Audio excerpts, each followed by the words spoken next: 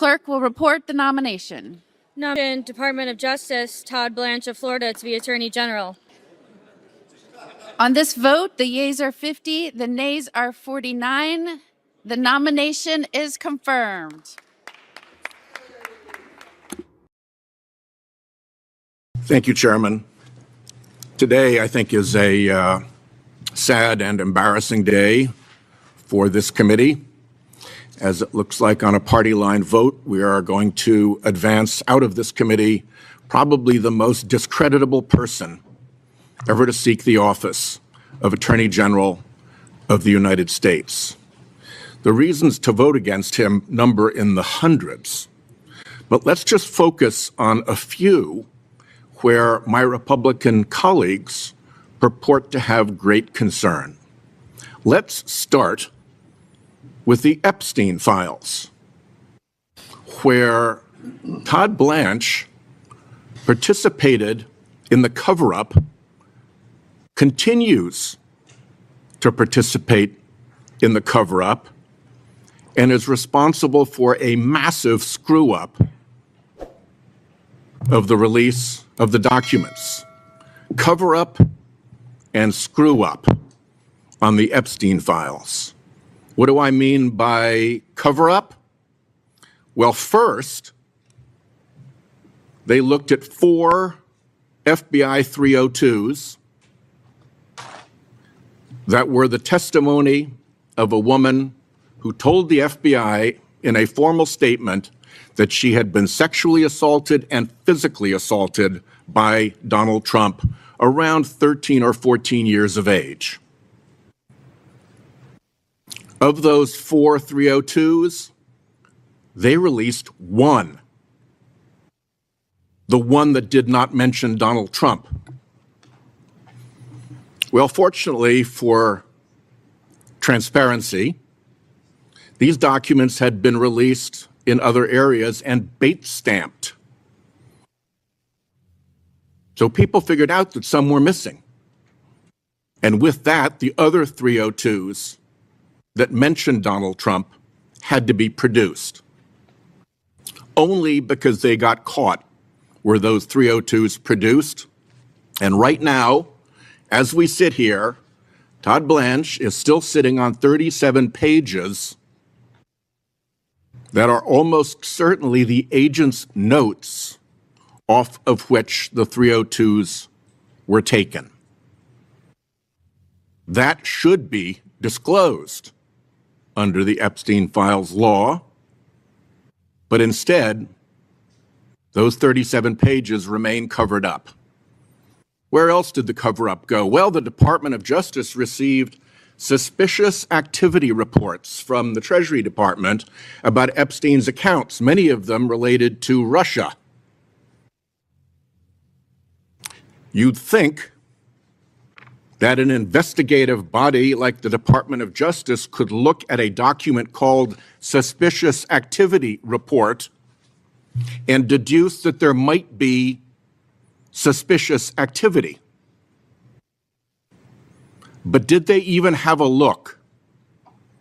Billions of dollars in Epstein fund transfers, and the Todd Blanche Department never even had a look. And then you get to Ghislaine Maxwell, where a deputy attorney general flew to Tallahassee to have a private meeting with a woman convicted of participating in Epstein's depravity. And what was the upshot of that meeting? Was it to get more information about who else was culpable, about whose secrets were still being kept? No. It was to get exculpatory information about Donald Trump and then reward her with a move to a club-fed prison. Now, the nominal excuse for that is, oh, she was in danger in her earlier prison, so we had to move her. How often does a prisoner allegedly facing threats or danger get moved to a less secure facility? I mean, think about it. It doesn't pass the test of common sense. So, between the botched disclosure, which revealed victims of Epstein's depravity, whose names had not been previously known, in some cases with photographic images with their addresses, in some cases photographs without being fully clothed. Where does the buck stop for that, if not with Mr. Blanche? That was an epic botch that did real harm to Epstein's victims. Voting for this guy today gives their blessing to the screw-up, to the botched release that even Pam Bondi pointed at Blanche as responsible for. And it gives the blessing to his continuing role in the cover-up of Epstein files. So there's Epstein for you.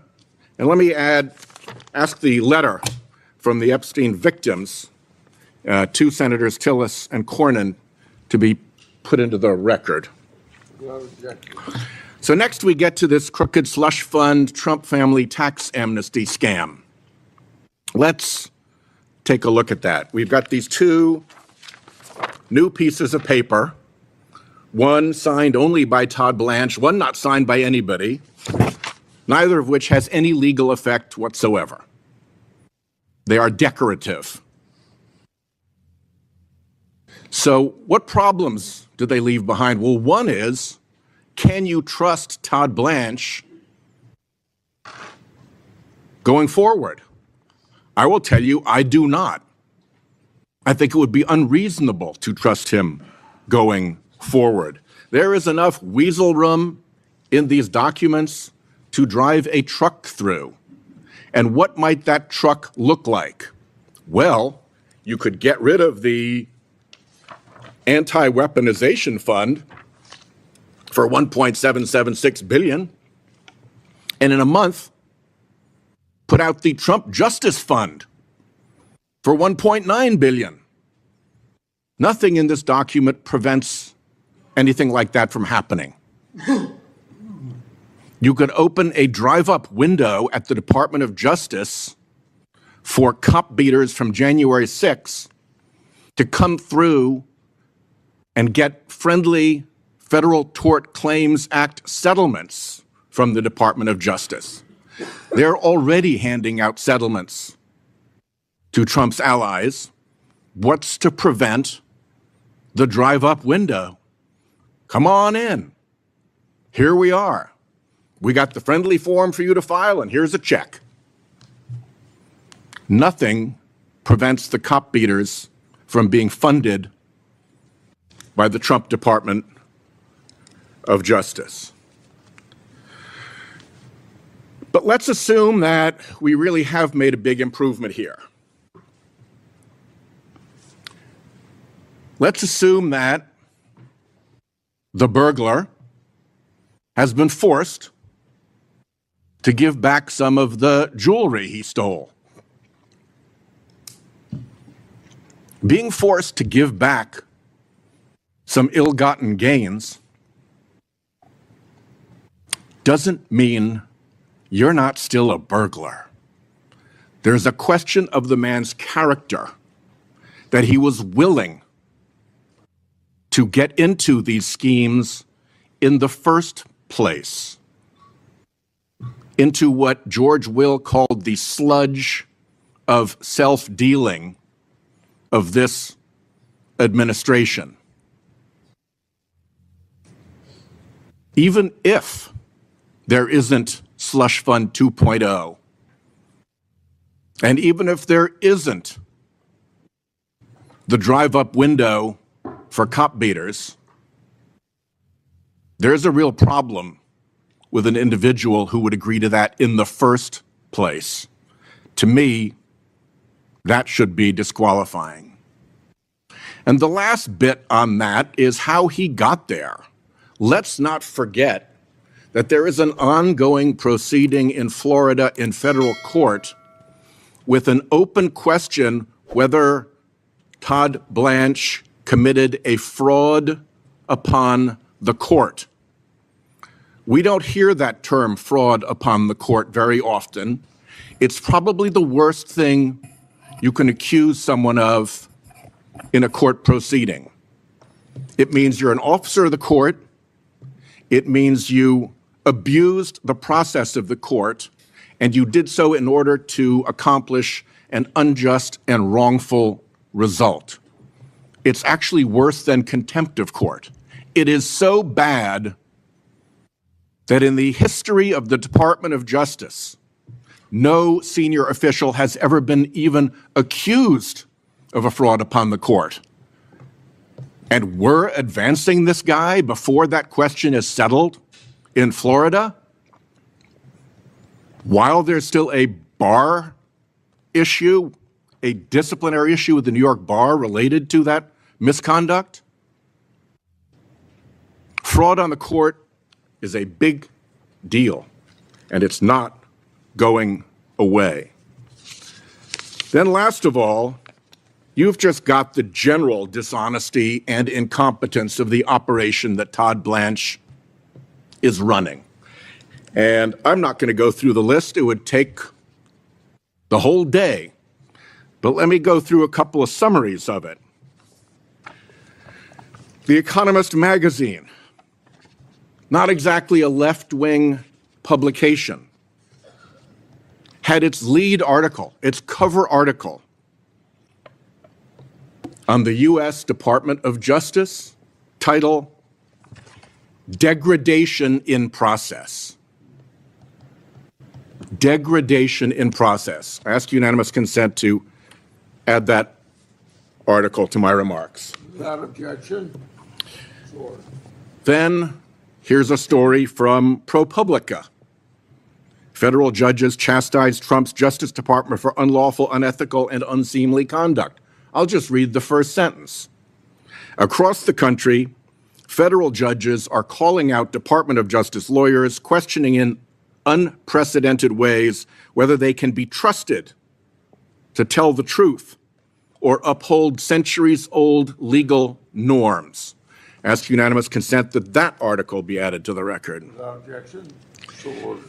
And then there's a group called Just Security, which reads through decisions from federal judges around the country and gathers the incidences in which the federal judge has challenged the integrity or the competence of the Department of Justice.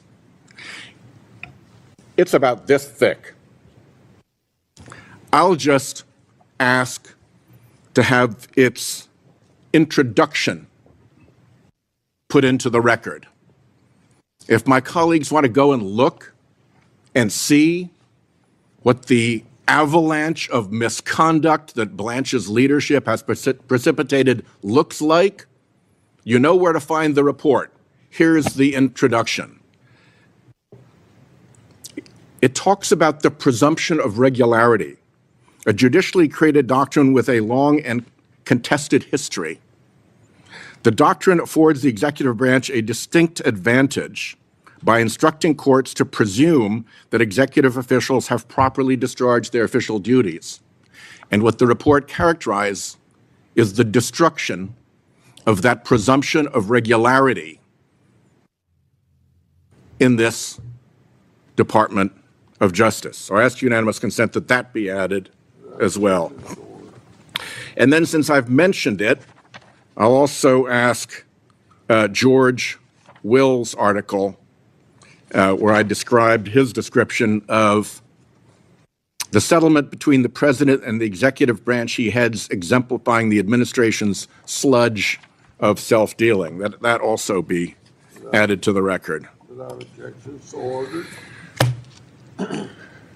The last question that I'm left with here is what's left of this committee? What's left of this committee when we don't demand straight answers from witnesses? How many times has this Department of Justice been asked what became of the $50,000 that the FBI reported that it handed to Mr. Homan in a bribery sting?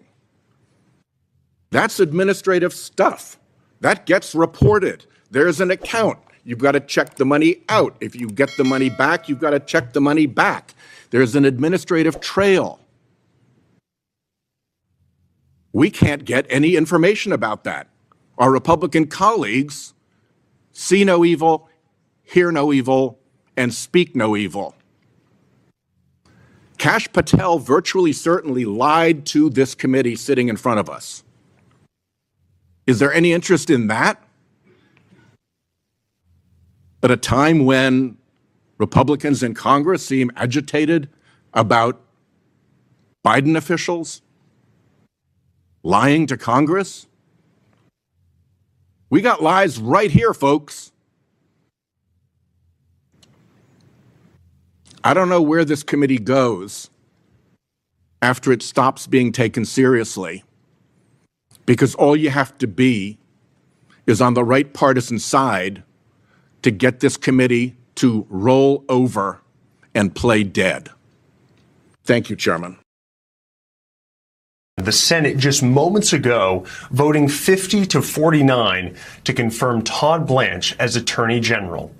MS Now congressional reporter Kevin Fry is following all of these developments out of Washington. He joined us now. Kevin, I appreciate you being with us at this early hour. So I think it would be helpful to walk our viewers through how we got here, because it was not long ago that this nomination was looking fairly precarious, and yet the announcement just yesterday from the Louisiana Senator Bill Cassidy seems to have changed everything. Yeah, I mean, look, so the vote fell as we expected it would early in the hours of this morning, which was 50-49, favor largely along party lines, with the exception of two Republicans voting against, that being Senator Susan Collins and Senator Lisa Murkowski. Those are two not infrequent shall we say, butters of the president's agenda on Capitol Hill. There was, of course, also one other senator missing, and that being Senator Mitch McConnell, which was part of the math problem that made it so precarious as to whether or not this nomination would actually get through.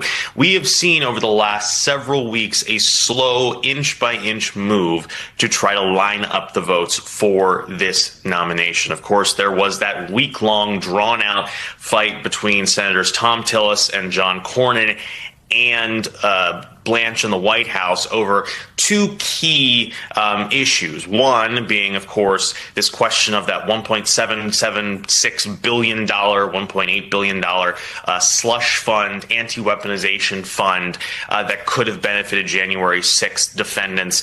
And then there was also the question of this immunity deal for for Donald Trump and members of his family and his inner circle from IRS audits. Cornyn and Tillis succeeded in getting some promises when it came to the fund. I'm so sorry, early hours of the morning, of the fund, trying to make sure that that was indeed dead. But at the same time, the IRS audit, there are a bunch of kind of loopholes that it remains questionable exactly how many, shall we say, guardrails they ended up getting around that. Nonetheless, it was enough for Tillis and for Cornyn to get on board. And then all the eyes shifted to a handful of other Republican senators who day after day managed to explain whether or not they were going to line up behind this. Obviously, Senator Susan Collins and Murkowski announced they would be against. They had continued concerns about the weaponization, in their view, of the DOJ, and whether or not Todd Blanche would actually only further enforce those concerns. And they also had concerns as to whether or not there were indeed the constrictions around both the IRS the IRS audits and that fund, and whether they would actually hold up. At the same time, Senator Cassidy, and this was kind of the last dramatic linchpin, on Friday morning announced from the Senate floor that he would indeed be voting for Blanche. And in some ways, it was almost a speech saying this is the best of the worst options that could come, where he essentially said that by empowering Blanche, by saying yes to Blanche, he would have the ability in some sense to push back on the president as a fully confirmed member of the cabinet, as opposed to someone operating as an acting AG. He had faced also a rather intense lobbying effort from the White House and from the DOJ, and got there and voted yes. And now this nomination has advanced, and Todd Blanche will be the next Attorney General officially. You can drop the acting. And in a memorable moment there at the very end of that speech, Senator Cassidy even appearing to grow emotional at times, reassuring his constituents at the very least that he had done his due diligence in reaching the conclusion that he would vote to confirm the new Attorney General of the United States, Todd Blanche. I do want to note, Kevin, here, we are already seeing reaction after this vote, which has just come down in the last hour or so, including from Chuck Schumer. What is he saying right now?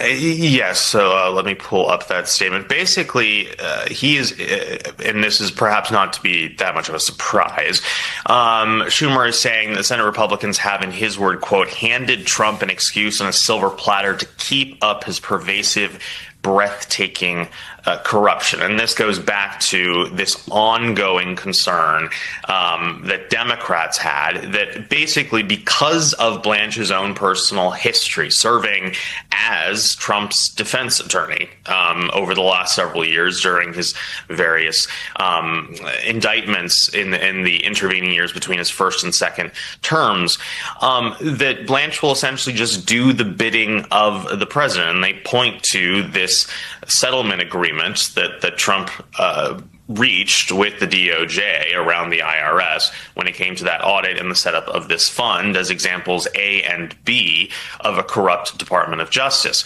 Their concern being that rather than the firewall that has largely existed, especially since the Watergate era and the Nixon era, between the DOJ and the White House, where the DOJ, yes, is technically, obviously, an appointed member of the cabinet, but also exists and operates somewhat independently following the laws of justice, as opposed to just doing the president's bidding. The concern being from the Democrats and obviously a handful of Republicans that firewall has basically disappeared and that the DOJ will just be doing the president's bidding, and they point to that personal relationship.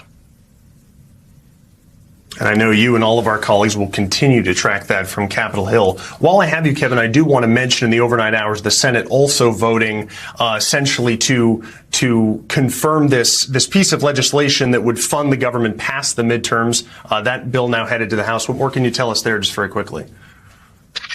Yeah, so this is a continuing resolution, as it's called. The goal is to avoid a shutdown right in the advance of Election Day. But keep in mind, the bill that was advanced by the Senate is not perfectly aligned with the one that was passed by the House. And so lawmakers are going to have to work to come to some sort of agreement when they return after the August recess. But this is the chance that the Senate Republicans and Democrats have, in this passed overwhelmingly in a bipartisan fashion, to basically set a mile marker on their part. Part of the concern coming out of the House bill was that it doesn't address, in their view, some of the White House's demands. So this updated bill is now going to be the one that the two chambers are going to have to negotiate to try to figure out if they can avoid a shutdown. Neither party wants a shutdown right before an election. It's the last thing that they want to go home to their voters and say, well, the government's not operating, please vote for me.